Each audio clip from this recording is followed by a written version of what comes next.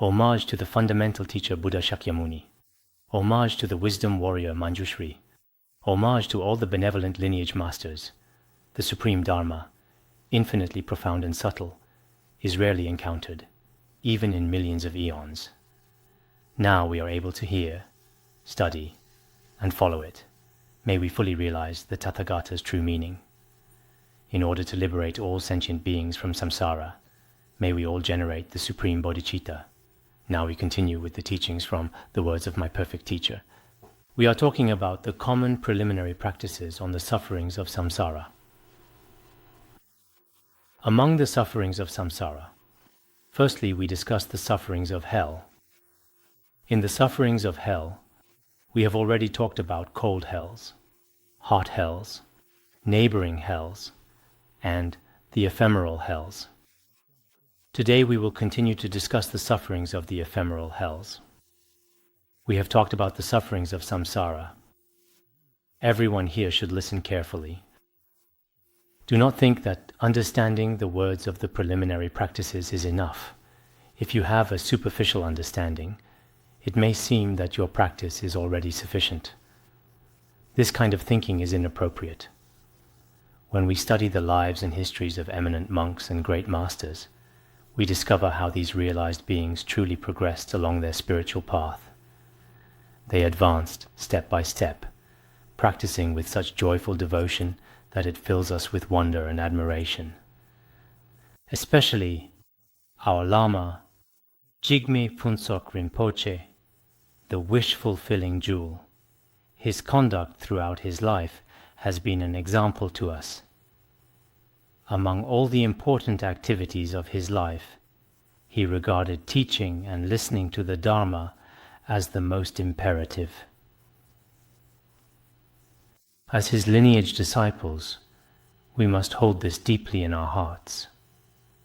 Let it be etched in our minds, worthy of constant contemplation. Though due to being's merit, Phuntsok Rinpoche appeared to enter parinirvana in this world for but a moment. His magnificent achievements and sacred biography remain to guide us. We can continue our learning by following in their footsteps and carrying on their legacy. Speaking personally, having received these precious lineage teachings for many years, I have always felt that studying and practicing the Dharma should be life's highest purpose. I see this same understanding reflected in my fellow practitioners here at the Academy, whose deep joy in receiving the teachings is truly remarkable. Through various channels, I've learned about our Dharma friends in the cities. Most are managing to study the Dharma despite their circumstances. It's truly admirable. City life indeed brings tremendous pressures, with countless distractions pulling at one's attention and endless challenges to face. Given these conditions, carving out time to receive Dharma teachings is no small achievement. Yet some people lack truly valid reasons, and when they let personal matters interfere with others' Dharma study, this creates serious negative karma. I want to emphasize this point again, especially to group organizers, instructors, and those in positions of responsibility. When they frequently allow personal matters to interfere, saying things like, "I have a meeting today, I'm not free," their absence affects others' practice, which could cause a group of 10 or 20 people to postpone their studies. Sometimes you might say, "I have to go on a business trip, I have to postpone it, so you should study alone for a month or a month and a half." Some facilitators in the city tend to do this.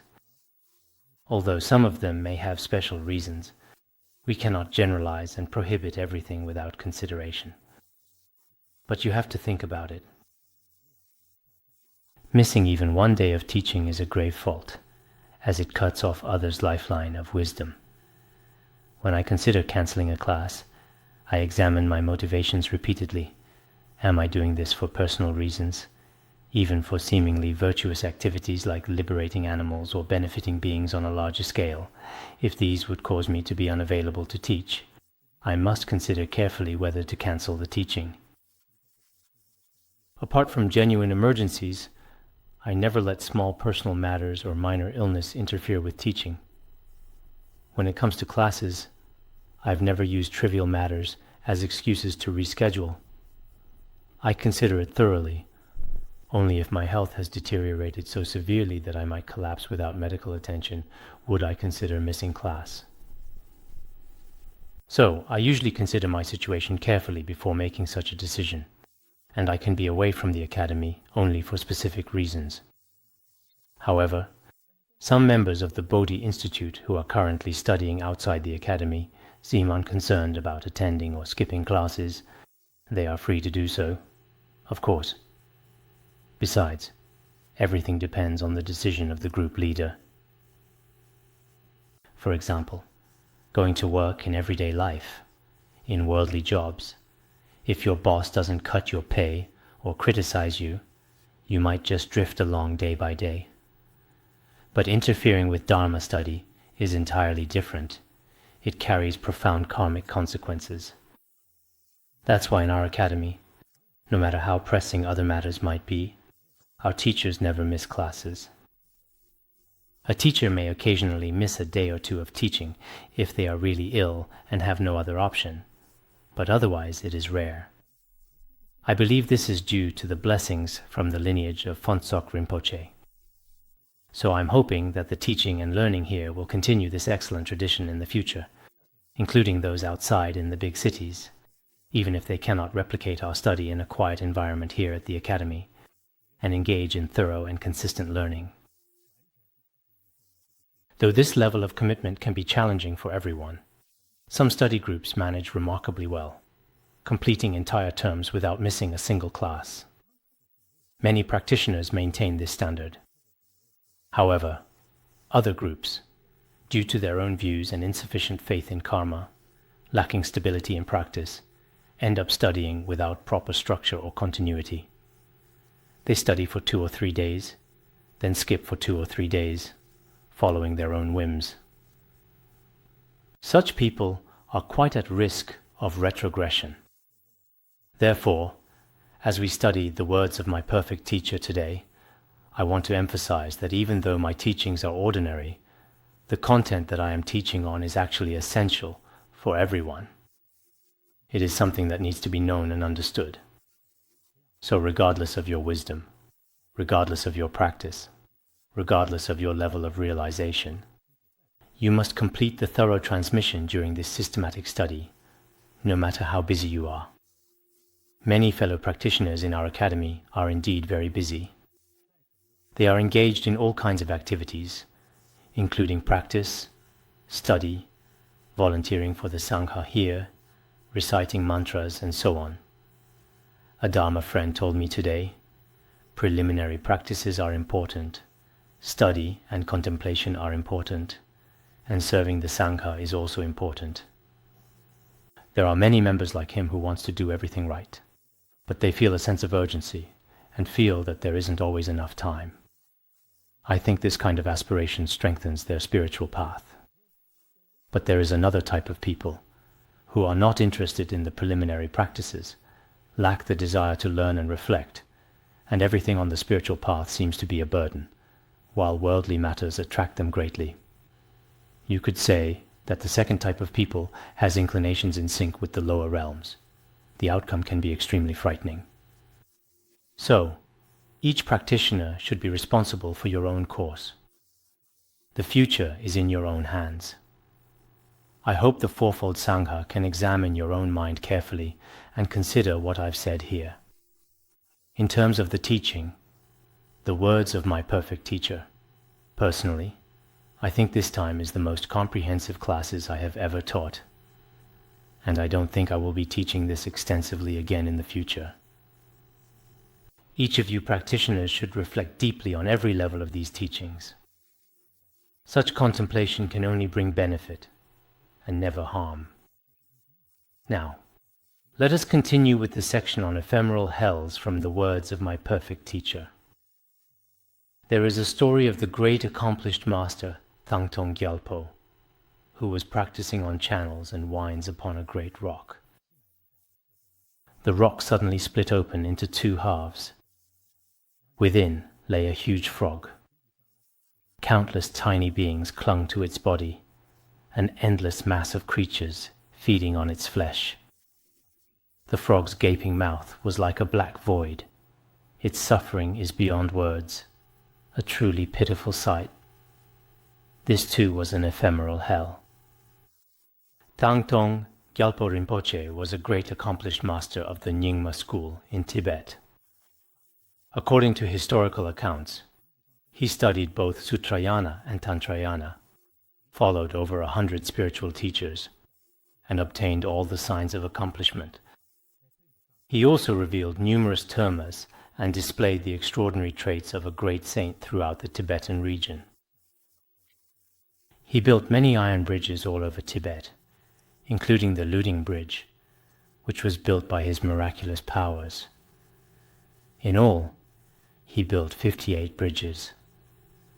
He also built stupas of the conquest of Mara at various critical locations. He passed into parinirvana at the age of 125, but his emanations continue to appear in various places even today. He was such an extraordinary master. While he was practicing the yoga exercises of the channels and energies, the big rock split up because of his meditation power. Inside the rock was a frog, which was actually a manifestation of ephemeral hell. When his companions asked why this had come about, the master explained to them. This being had been a priest in its previous life, one who performed blood and flesh offerings as sacrifices. Looking back through history, the Bon traditions had an influence on Tibet, which contained harmful traditions of blood and flesh offerings.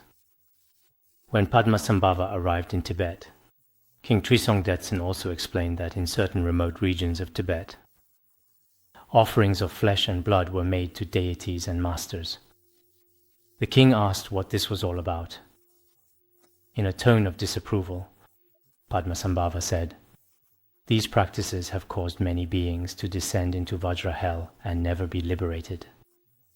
He also explained many of the mistakes associated with these practices. I have translated the dialogue between Padmasambhava and King Trisong Detsen on the general harm of flesh and blood offerings in The Harm of Smoking, Drinking and Killing. If one practices flesh and blood sacrifices in this life, they will be reborn as evil ghosts, ferocious ghosts, or malignant spirits in the next life. There are indeed many historical accounts of this. Since the appearing of Patrul Rinpoche and other great masters, flesh and blood offerings have been eradicated in many parts of Tibet. However, some areas near the mainland China still have such practices. I once visited a monastery near a village where they would sacrifice pigs for offerings to the gods during the New Year.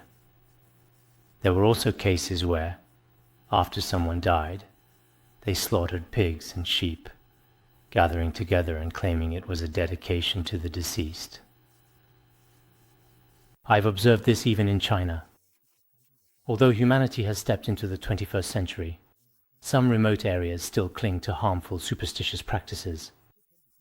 I hear that in many regions of China, they maintain certain customs. For instance, when someone dies, they believe they must slaughter a pig. There's a belief that the fatter the pig, the more it benefits the deceased person. This practice is completely irrational, a belief born from ignorance and wrong views. The original vows of Kshitigarbha Bodhisattva Sutra teaches us clearly about this. When people commit harmful acts like killing on behalf of the deceased, it brings absolutely no benefit to the departed one. Instead, it causes them grave harm. Even if they achieve rebirth in higher realms in the future, they won't have the freedom to take birth as they wish. And should they reach these fortunate realms, they still won't experience true happiness. This is why our study of the words of my perfect teacher is so important. We must work to eliminate these harmful customs wherever we find them. I remember something from 1995, in Pai County, near Chengdu. At that time, our Lama Phuntsok Rinpoche was ill and was staying at a place called International Metropolis. He remained there for several months.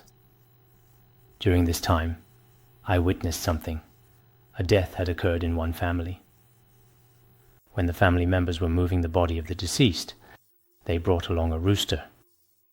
When I asked about this practice, they explained their belief and told me that, by sacrificing the rooster together with the deceased, its spirit would help guide the dead person through difficulties. This is nothing but a senseless superstition, born from complete ignorance. So I say to all the monastics and lay practitioners gathered here, I believe many such ignorant and superstitious practices still exist all around us. When we lose family members or close friends to death, we might feel unable to do much that's truly beneficial for them. However, we must absolutely avoid doing anything that brings them harm. Such harmful actions are completely against reason and Dharma. I recall a teaching from the Dhammapada Sutra. The story is about the serious wrongdoing of sacrificing living beings. In a remote and isolated region where authentic Buddhism had not yet taken root, there lived a king who had grown up surrounded by the influence of heretical teachings. These non-Buddhist practices were widespread and deeply entrenched in his culture, leading him to initially embrace their beliefs. When his mother suddenly fell gravely ill, the king was consumed with anxiety. He sought out numerous physicians, exploring every possible medical treatment. Despite his desperate efforts, no doctor could provide a cure or alleviate her suffering. The illness seemed insurmountable, and the king's hope began to dwindle. In his desperation, he turned to the prominent local Brahmin priests, respected religious leaders in his region. After consulting with 200 Brahmins, they proposed an extreme and horrifying solution. They instructed the king to gather 100 different types of living creatures, including elephants, cattle, sheep, and various other animals, and to include a small child in this macabre collection. The Brahmins explained that these 101 beings must be taken to a remote, isolated location and brutally sacrificed. Their blood and flesh would be offered in a grotesque ritual to the gods, with the promise that such a sacrifice would miraculously heal the king's mother. Driven by desperation and his cultural beliefs, the king began assembling the required living beings, preparing to depart through the eastern gate to perform this unimaginable ritual. As the procession moved forward, a heart-wrenching scene unfolded. All the gathered beings wept and wailed in unbearable agony, their collective suffering so profound that it seemed to shake the very foundations of heaven and earth. Witnesses were devastated, overwhelmed by the impending massacre. At this critical moment, the Buddha, who was still present in the world, became aware of the unfolding tragedy. Knowing that the time was ripe for the beings to be liberated, he journeyed to the kingdom. On the road, the Buddha encountered the king and inquired about his intentions. With a mixture of desperation and cultural conviction, the king explained that he was preparing to slaughter all the gathered beings, following the Brahmin priest's prophecy that such a sacrifice would heal his mother. The Buddha compassionately challenged the king's plan, explaining that such a brutal act would not necessarily benefit his mother. He illuminated profound spiritual principles, teaching on natural laws of cause and effect. The Buddha taught, to harvest grain, one must plant seeds. He explained, generosity brings prosperity, compassion ensures longevity, and wisdom comes from diligent study. These are the causes and effects. If you were to practice the wrong causes, how could there be a truly beneficial outcome? The Buddha then recited a verse. With 100 years to live, one fervently serves the worldly gods, sacrificing horses and elephants as offerings. It is better just to be kind. This means that if a person lives 100 years and spends that time assiduously killing beings such as elephants, horses, and other animals as offerings to the worldly gods, it has no real meaning. A single act of compassion carries far more significance. Such an act of kindness could not only potentially heal the sick, but also fulfill one's deepest wishes. A single act of kindness is worth more. As the Buddha spoke, a brilliant light emanated from his body, and the king developed immense faith. This profound spiritual awakening was so powerful that he ultimately attained a high spiritual realization. Through this positive karmic connection, his mother's health also recovered. Meanwhile, the 200 Brahmins who had originally advised the sacrificial ritual were so inspired that they followed the Buddha and became monks. The king subsequently governed his entire kingdom guided by Buddhist principles, ruling with joy and compassion. This story serves as a powerful scriptural example, challenging the violent practices of killing at the time. But even nowadays, people kill sentient beings in order to achieve longevity. For example, some people say that you should kill chickens and sheep to keep your child healthy, and stew the bones and flesh to feed the child. Or some patients kill sentient beings in a misguided attempt to improve their health. However, this approach actually creates negative karma and will inevitably produce the opposite of the intended result. By harming other beings, one naturally generates causes that will prevent good health and longevity. Therefore, to those practitioners who desire to live a long, healthy life, killing other beings is not the path to achieving that goal. Instead, compassion, kindness, and respect for all life will more effectively support one's well-being and longevity. To indulge in killing sentient beings to achieve longevity is absolutely impossible.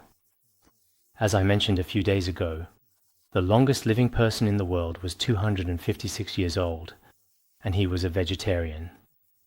So why are there so many long-lived people among Buddhists who can effortlessly spread the Dharma and benefit sentient beings? Why is that? There are probably two reasons. One profound cause for longevity is maintaining a compassionate heart that absolutely refuses to harm any sentient being. For the sake of one's own body and benefit, true practitioners would never kill or even cause the slightest harm to any living creature, not even damaging a single hair on a being's body. This is the way of great bodhisattvas. Another essential cause relates to the purity of one's food. The sustenance consumed should be completely free from negative karmic sources, untainted by actions that could potentially harm sentient beings. Given the various causes and conditions, the prevalence of long-lived practitioners in Buddhism is remarkable. Personally, I believe these reasons are significant. The Lankavatara Sutra, named after the Buddha's teachings during his visit to Lanka, extensively discusses the virtues of vegetarianism and the profound negative consequences of consuming meat. So, for us, later learners, if we really read and study these scriptures, we would surely adhere to being vegetarian, not only for the benefit of sentient beings, but also for our own benefit. In my earlier essay, The Vegetarian Views of Tibetan Buddhism, I quoted many teachings from eminent monks and great masters of Tibetan Buddhism, in addition to the Lankavatara Sutra, the Mahaparinirvana Sutra, and other relevant Buddhist scriptures and writings. A touching scene of Milarepa rescuing sentient beings comes to mind. When Milarepa saw someone killing a sheep and exposing its intestines, the animal fled and sought shelter with Milarepa. Milarepa blessed it and recited mantras. Despite the sheep's eventual death, Rinpoche was deeply affected by terrible killing scenes as well. He became extremely repulsed whenever he saw the killing of sentient beings and the consumption of their flesh. The eminent monks and great masters can profoundly transform their entire lives through a single transformative experience. In contrast, ordinary beings remain deeply entangled in worldly attachments. We become enthusiastically immersed in expressions of desire, anger, and delusion, readily absorbing mundane experiences. When someone sings a popular song, we instantly join in. Worldly emotional narratives, whether from stories or films, captivate us effortlessly. We can instantly recall mundane details with crystal clarity, popular songs, emotional stories, film scenes. Yet when it comes to Buddhist teachings that could benefit us across lifetimes, we remember briefly and then quickly forget. In this degenerate age, many beings struggle with spiritual development. Except for a few individuals who have cultivated significant virtuous tendencies, most find it challenging to maintain deeper awareness. However, despite these difficulties, we remain fundamentally oriented toward liberation, consistently moving along the path toward ultimate peace and enlightenment. We cannot simply surrender to our heavy afflictions and negative habitual patterns. Each person must take responsibility for themselves, actively protecting their own spiritual well-being and striving to engage in virtuous actions. While we cannot guarantee that we will achieve the level of perfection demonstrated by past realized beings, completely avoiding all negative actions, we must still dedicate ourselves to daily improvement. Even if we cannot be flawless, we can commit to making our best effort, moment by moment, to cultivate positive qualities and reduce our harmful tendencies. By dedicating some time to spiritual practice, we can gradually develop a more flexible mind. As our inner world becomes more stable, external challenges should naturally diminish. While discussing flesh and blood offerings, it's essential that we continually reflect on various aspects of our experience. After studying the Dharma, carefully examining our body and mind becomes critically important. As Patrul Rinpoche noted, in today's world, it's disturbingly common to find lamas who consume meat. During Patrul Rinpoche's lifetime, transport and other aspects of the Tibetan region were less developed than they are today. Vegetables and daily necessities were in short supply. In the Vegetarian Views of Tibetan Buddhism, I wrote, traditional in some respects, Tibetan Buddhism's position on the consumption of meat has not been as pure as that of Buddhism in China. As a result, it has drawn much criticism and condemnation. Dealing with such concerns and clearing up misunderstandings is quite a challenge for the eminent monks and great masters of Tibetan Buddhism. Consequently, those studying Tibetan Buddhism must pay careful attention to this issue. Our academy, for instance, requires all the fourfold disciples to adopt a long-term vegetarian diet. This arrangement has been in place for many years and has proved to be very beneficial. I hope that more than one Buddhist academy will continue this tradition, but also that many eminent monks and masters in Tibet will eventually adopt it. Perhaps some people will have difficulties at the beginning. In this regard, we also wish that disciples of masters of different lineage in China to consider it carefully. If your teacher or your fellow Sangha often eats meat, we must carefully evaluate whether these practices are beneficial or harmful to our spiritual path, the teacher's Dharma activities, and the propagation of Buddhist teachings.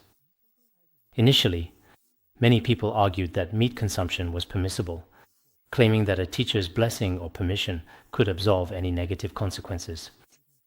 Fortunately, this perspective has gradually improved. While some masters may still appear to consume meat, there's now a more nuanced and restrained approach. Followers are less likely to openly promote such practices. The Master has given us permission to eat meat is not a particularly prominent topic, and this is seen as some progress. I hope that in the future, Tibetan Buddhists will be completely vegetarian, like Chinese Buddhists. At the moment, it seems that many masters and monks in Tibetan monasteries are facing some temporary difficulties. However, in recent years, the teachings of some great masters and teachers from the academy and various places have had a significant impact. Unlike a decade ago, when tensions were high and some lay practitioners would openly criticize Tibetan Buddhist masters during teachings in Chinese Buddhist monasteries, such confrontations have significantly diminished. Now, there's a growing understanding that we should focus on promoting practices that genuinely benefit sentient beings and support spiritual growth. Patrul Rinpoche also highlighted how some ignorant patrons in Tibet would offer flesh to their masters. The teacher's deeply ingrained habits led them to consume meat, an act that was profoundly problematic. The text vividly describes a disturbing practice where patrons would slaughter a well-fed sheep, preparing a gruesome offering by stuffing its throat and internal organs with blood and meat, then serving this alongside freshly cut meat from a yak's spine, all presented to these lamas. In this context, lama refers to masters and monastics. It is customary, especially in the social region, to stuff the intestines or throats with blood and flesh after killing a sheep. It is then offered to the monks by placing it on the lean meat of the spine. Our lamas then cover their heads with the shawl of their robes. They devour the entrails with the same eager intensity as an infant nursing, consuming both meat and intestines with unrestrained appetite. Like a suckling child, they relish each morsel with great delight. Casually pulling out a small knife, they methodically slice and savor the outer meat, slowly working their way through the meal after first consuming the intestines laid atop the lean meat. Then, bit by bit, they would begin to devour the meat, slowly and methodically eating the lean meat from the spine, consuming bit by bit. Upon finishing their feast, their appearance is dramatically transformed. Their mouths are slick with grease, their heads steaming with heat. Having eaten so much, they seem like entirely different people, now ruddy-faced and walking with exaggerated confidence. In restaurants, this scene plays out with only minor variations. Each time we dine out, we witness countless sentient beings being killed and consumed. The parallels are striking and deeply troubling. Those who recklessly and carelessly consume flesh and blood in this life will inevitably face karmic consequences. In future existences, they will be compelled to repay these blood debts through their own suffering, using their own bodies as payment for the violence they've inflicted. At that time, unimaginable sufferings of the ephemeral hells will await those who have carelessly consumed flesh. If we consume large amounts of other sentient beings' meat in this life, we will undoubtedly be reborn in these horrific realms of isolation and torment. To those of us gathered here, both monastics and lay practitioners, I offer this guidance.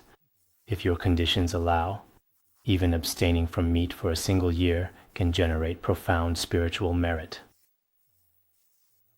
For lay people, if it's really hard to stick to a strict vegetarian diet, consider reducing your meat intake as much as you can, year after year.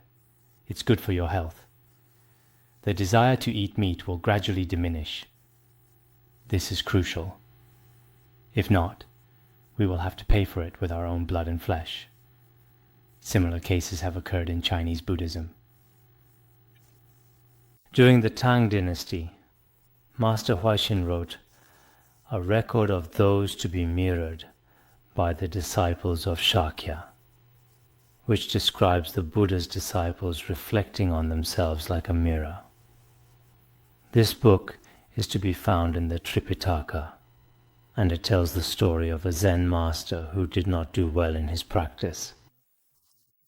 After spending years deceiving his patrons and continuously consuming their food offerings, including numerous meat dishes, he died. Shortly after his death, a peculiarly soft mushroom emerged in the patron's courtyard. This mushroom resembled meat quite a bit. It grew back each time after people sliced it up and consumed it. The patron's family continued for some time. The entire family, young and old, was overjoyed. They frequently ate the mushroom since they liked it very much. Later, a neighbor turned avaricious because he thought the family's mushroom was inexhaustible. As soon as the neighbor found out about the amazing mushroom growing in their garden, he wanted to eat some one night, so he got ready to steal and started chopping the mushroom. The mushroom responded, "Why are you cutting my flesh? I owe you nothing." Terrified, the neighbor asked, "Who are you, and why are you here?" The mushroom answered, "I am the former Zen master who used to live here." I consumed a lot of the patron's offerings in this household, even though I was not qualified to do so. Now I have no choice but to repay them with my own flesh." Then he pleaded with his neighbor to help him repay them. This would alleviate his suffering and possibly end this karmic relationship. When the neighbor heard this, he was horrified. He told the patron the story and gave 100 sheaves of rice to the patron's household. Since then, no mushroom ever grew in that garden again. This serves as a cautionary tale for people in today's society. When consuming resources or wealth, one must carefully examine whether it is appropriate and reasonable. If the means of obtaining resources are not legitimate, it is better to live modestly, even if that means being a bit poorer or having less. Under no circumstances should one resort to deception, pretense, or unreasonable methods to trick others. In today's world, I have observed some troubling trends among Buddhist monks in both Tibetan and Chinese traditions. These individuals are neither noble nor accomplished practitioners, yet they deliberately fabricate extraordinary titles and reputations for themselves. They cunningly deceive and mislead their followers, extracting significant financial resources through manipulation. While they may enjoy a comfortable and prosperous life in the present moment, but as Patrul Rinpoche said, won't the ephemeral hell be waiting for them in the next life? So we really need to look at ourselves. We have to observe how we are living right now. We can enjoy our life if we live a rational and reasonable life. Some people are so afraid that they do not even dare to enjoy their simple, reasonable lives. I think that is unnecessary. But it is really unacceptable to be excessively greedy and to take advantage of other people in a dishonest way. Many people today, even among some lay practitioners, mislead followers with a variety of claims and banners. Some people are so ignorant and claim that they are the incarnations of some great masters. They claim to be clairvoyant, to understand your past incarnations, understand the diseases you have, and detect the spirits that control you. For example, if I just look at you, bless you, or make a gesture, these spirits will be frightened away immediately, and so on. They use such words to deceive many people, and they support themselves through unwholesome livelihoods, which is really unfortunate. Therefore, while living in this world, we sincerely hope to become someone who is pure, responsible to all sentient beings, including ourselves, and avoid falling into lower realms in the next life. We have to make an effort to become like that. However, many people in big cities don't even believe in hell, so it can be difficult for them to change the course of their lives. But no matter what, we still need to make an effort. Especially when it comes to meat consumption, everyone should carefully reflect and observe, and invest in relevant teachings on the subject. Here are some examples. Once Palden Chökyong, the High Abbot of Nor, was visiting Derge.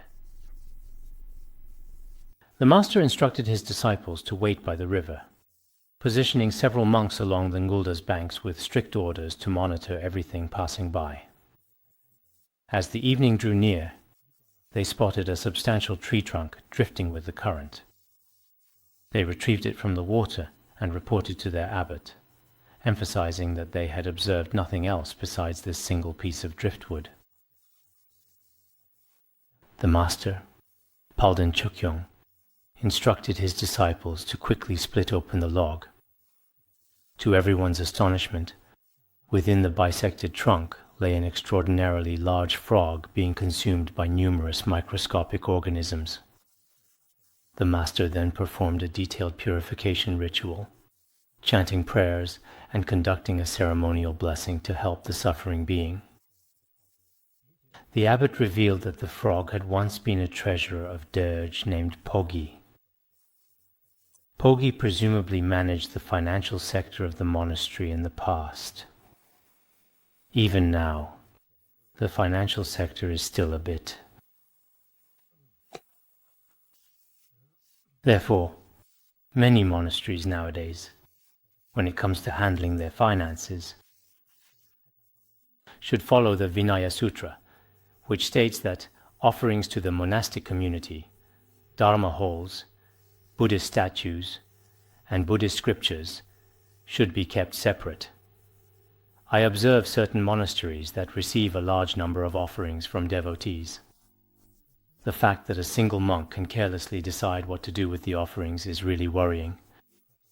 I hope that here, too, in the future, when we surely will have many senior Dharma masters, abbots, and reception monastics in running the monastery, they are responsible for ensuring that the funds raised are used for the 3 jewels and not for friends, family, or private expenses. This is very important. It is also up to the monastic community to decide whether the funds should be used elsewhere. The precepts repeatedly emphasize that monastic property should be decided by the monastic community. You cannot act on your sole independent wish, even if you have authority. Otherwise you will suffer karmic retribution. Therefore, His Holiness Jigme Phuntsok Rinpoche has always emphasized this in our academy. Those influential and powerful chiefs and high dignitaries who use collective funds should think about the ephemeral hells and be careful. Today I noticed a number of monasteries, Tibetan and Chinese Buddhist monasteries, with so-called masters and abbots who have never studied the precepts, treat the monastery's money as if it were their own. They decide to buy a car, give a gift to a leader, or donate to disaster relief. Hundreds of thousands or even millions of dollars are spent on a single word. In terms of karma, this is not right. You could do anything you wanted if it was your own money. However, such collective property must be managed with care. The Sutra of 100 Actions and the Sutra of the Wise and the Fool give many examples of how monastics manage the monastery's funds for this reason, and they give the exact explanations. Therefore, those great dignitaries and powerful chiefs who intimidate the powerless and act haughtily today should remember these hells and keep caution in their speech and behavior. Those in positions of power, whether religious leaders, government officials, or other authorities, must exercise extraordinary caution in all their actions. They cannot simply assume, I have power, so no one will challenge me, and do whatever they wish. From the perspective of karmic cause and effect, such behavior is fundamentally wrong. Particularly in this world, where our limited human vision cannot perceive the deeper spiritual consequences, these actions create profound karmic implications. While human beings fear prison as the ultimate punishment, compared to prison, hell is immeasurably more horrific. We must remember the discussion about harmful traditions and recognize our responsibility to eliminate them. I've learned that in some of our fellow practitioners' hometowns, people continue to practice the same brutal meat sacrifices we've been discussing. These practices are deeply problematic and must be actively challenged and transformed. Such behavior did exist in the past, according to some historical accounts from the Han region. That is, during the Shang dynasty, not only animals but also people were sacrificed. The Zhuo tradition documents men were mostly involved in human sacrifices, and similar customs existed in India. However, these customs eventually faded away. Nevertheless, the 6 main animal species used for sacrifice in the times of Mencius and Confucius were cattle, sheep, horses, pigs, dogs, and chickens. I'm sure you've all studied this. Therefore, we must strive to get rid of these harmful customs. In my earlier work, The Miserable World, I referred to the middle-length discourses of the Buddha, which was translated by 2 people during the Eastern Han dynasty, and it states, "Killing living beings for sacrifice brings no blessing. Gods do not participate in such offerings, and the one who kills has committed wrongdoing." When we kill living beings for sacrifices, happiness, blessings and money are beyond our reach. These practices will yield absolutely nothing positive. The gods who value virtuous actions will neither approve nor partake in such sacrifices. The only certain outcome is that the killer accumulates immeasurable, boundless negative karma. If these harmful traditions are not eliminated from the minds of scholars and others, humanity will face dire consequences. We can expect various natural disasters involving the fundamental elements, earth, water, fire, and wind, as a direct result of such destructive practices. It also causes a lot of problems and harm to oneself. As a result, I often think of many Dharma friends here, fellow practitioners. Some have taken lay precepts, and others have become monastics. But you've probably done a lot of bad things in this life. Some are the result of ignorance, some are the result of custom, some are motivated by greed, others by anger. For example, when it comes to harming others. Even small incidents like a mosquito biting you in your sleep at night, you kill it out of anger. That is such a case. We must really repent of these misdeeds before we die. What does practice mean? Practice is when you develop a nourishing, pliable sense of experience in your mind. This is crucial. As I indicated a few days ago, our practice is quite different from the study of literature. In the study of literature, intellectual understanding is sufficient. But in practice, we must not leave the content of a text on the page after we have finished reading it. Instead, we should reflect deeply within ourselves. Have I ever made mistakes like this? Oh, if I have made a mistake in the past, I should find out how to confess it. Will I make these mistakes again in my life? If I am likely to commit them, how can I prevent it? How can I stop it? This is what practitioners should work on. This is the essence of practice. In the mundane world, whether in China or Tibet, many great masters and accomplished ones frequently have such self-control. But for us, who are constantly caught in the cycle of samsara, we drift with the tide, turning with external distinctions and circumstances, never measuring or demanding from ourselves. Even if sometimes we read a good book or receive guidance from a teacher, we might experience a brief moment of change, lasting a day or two, but quickly revert to our original harmful behaviors, continuing to act just as we did before, committing every possible negative action. This approach is fundamentally flawed. We cannot rely on external enforcement forever, like a master constantly standing over us with a raised stick. Just as we progress through educational stages, leaving kindergarten, primary, and secondary school without returning, similarly, our time is limited in a Buddhist academy or with a spiritual master. There is certainly a limit. Some fortunate people can rely on a master for 20 or 10 years, some for 5 or 6 years, and some for only a few months. Read the biographies of eminent monks and great masters. Once they have received the point-out instructions from some masters with whom they have a karmic connection, they benefit for the rest of their lives.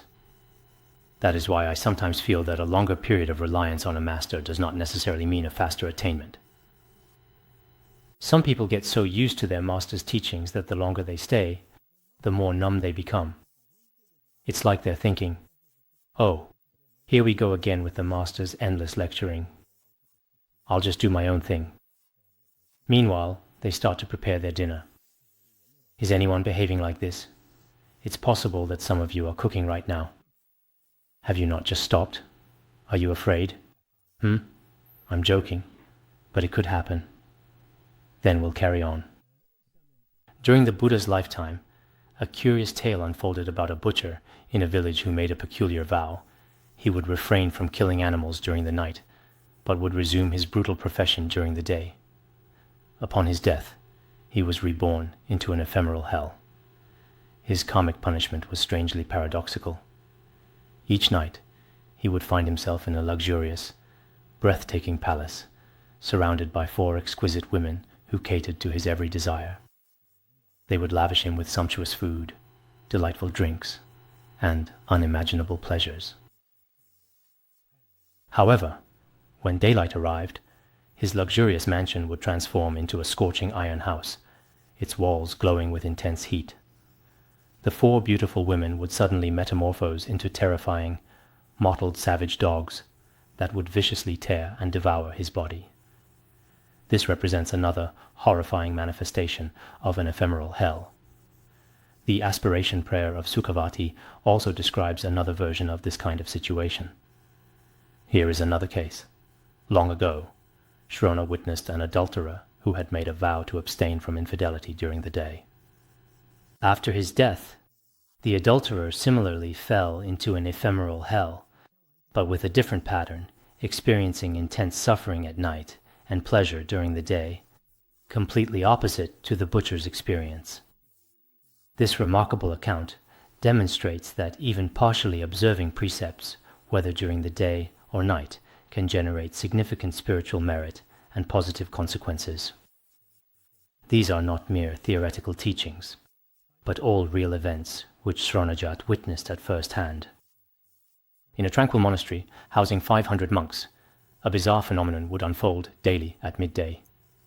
When the bell signaled mealtime and the monks gathered for their communal meal, an extraordinary transformation would occur.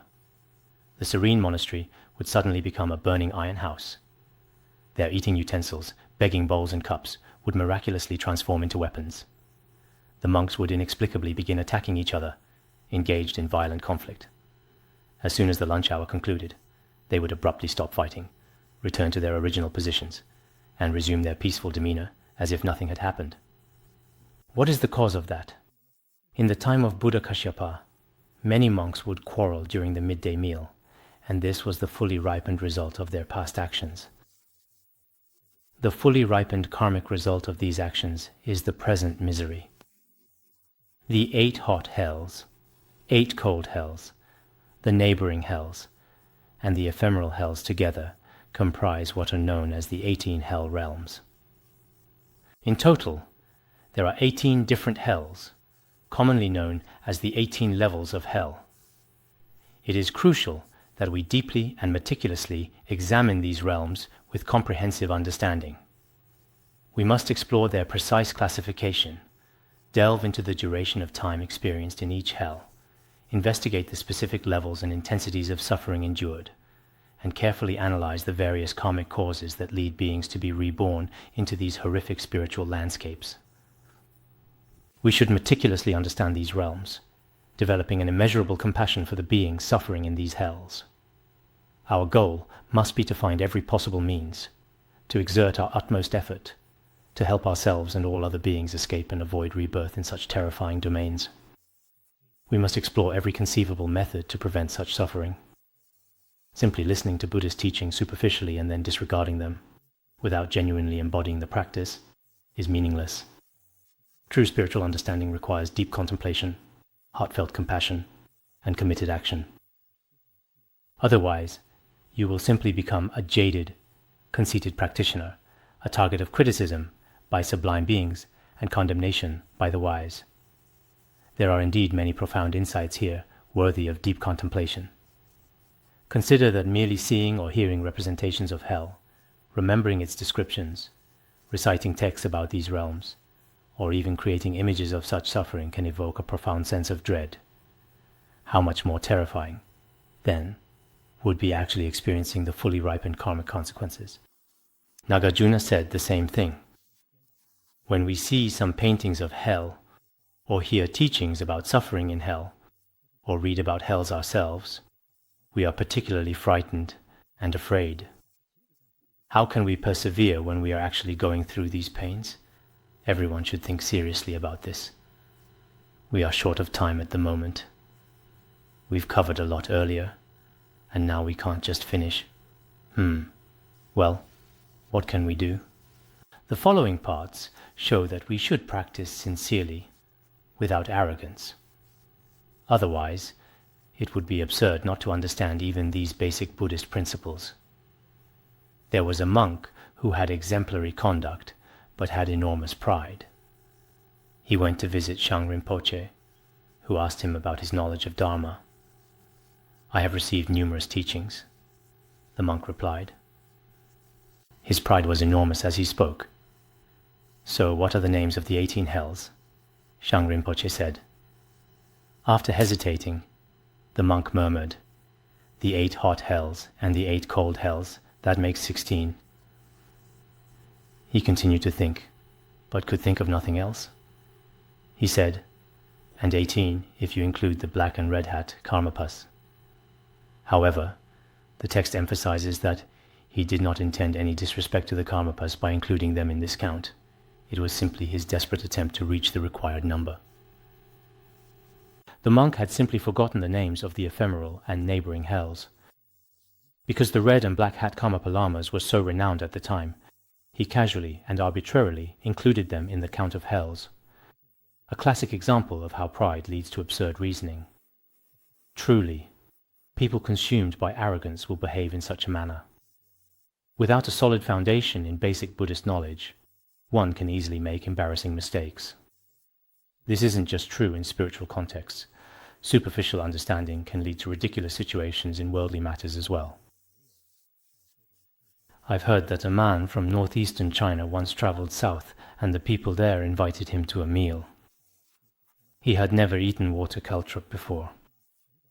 It grows in lakes and has a very hard shell. He was a little uneasy when the host asked him to try it. He just proceeded to devour the entire water caltrop in his mouth. When the host saw what he was doing, he said, "The shell of the water caltrop cannot be chewed like that." Despite his embarrassment, he refused to admit his mistake. Because I am not used to the southern climate, I've heard that the shell of the water caltrop helps cool the body and detoxify. So I ate it on purpose. Does water caltrop grow in the northeast? The host asked. Yes, he said. They grow everywhere, both before and behind the mountains. Since water caltrop grows in lakes, this indicates that worldly people engage in such behavior.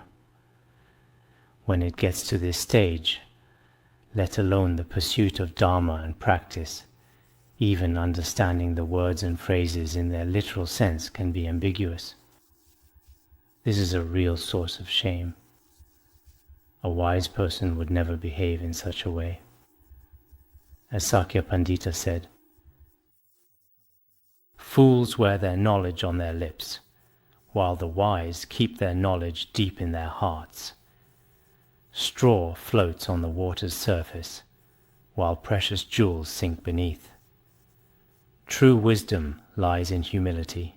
A wise person does not parade their knowledge before others." In contrast, a fool appears to understand everything superficially, yet in reality comprehends nothing. Let's just stop here.